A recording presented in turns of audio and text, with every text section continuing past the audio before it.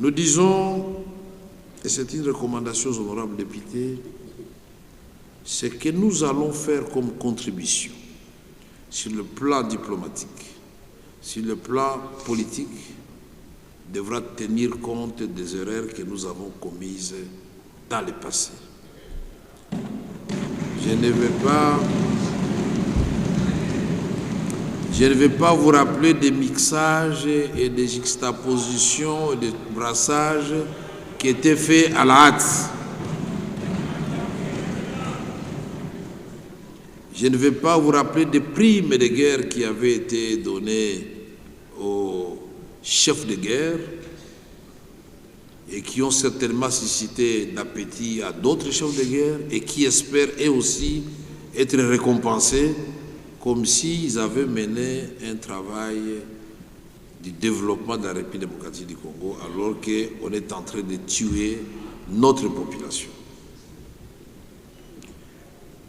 Je voudrais insister sur le fait que nous, députés de la République démocratique du Congo,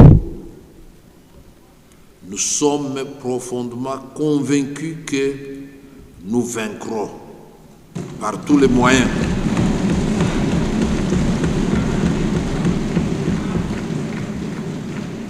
Parce que tous, nous sommes prêts à faire le même sacrifice que les évêques évoqués ici, les Mamadou Ndala, les Chirimwami, les Alexis, tous ceux qui, Baouma, tous ceux qui sont morts, Boudjamabe, les Ouazalendo, nos forces armées. Je vous ai dit que nous devenons tous aujourd'hui des soldats.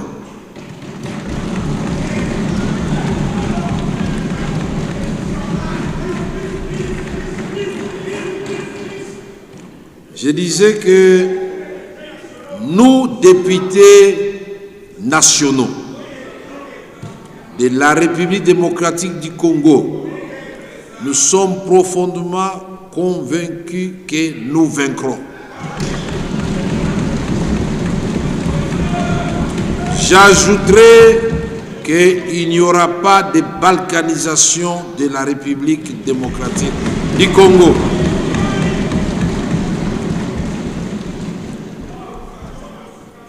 Nous sommes du bon côté de l'histoire. Nous n'avons jamais traversé une seule frontière avec nos voisins.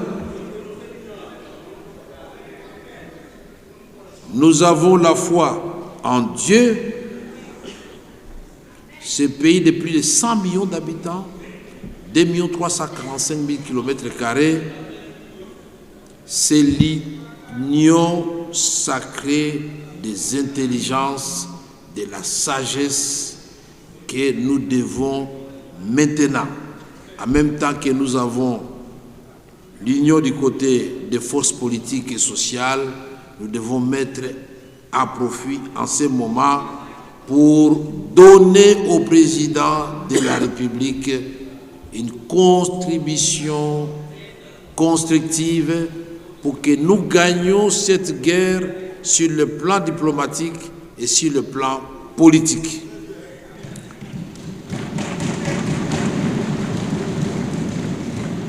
Et je voudrais terminer en disant, à travers les honorables députés, à toute notre population, civils et militaires, membres du gouvernement ou citoyens simples, évitons de communiquer en désordre et à l'emporte-pièce sur des questions sensibles. Nous devons tous, beaucoup se sont posé la question, pourquoi le président de l'Assemblée nationale ne parle pas? Non, le président de l'Assemblée nationale travaille comme une fourmi. Le président de l'Assemblée nationale relaye les orientations et les messages du président de la République. Nous sommes des institutionnels et vous les députés, quand vous allez faire vos émissions à la télévision, évitez d'ajouter l'huile au feu.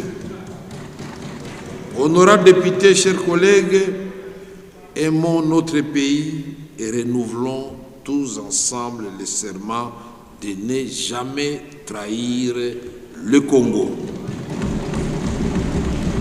Bonne réflexion dans cette voie pacifique que nous avons choisie à la demande du commandant suprême, mais je termine en disant: qui veut la paix prépare la guerre.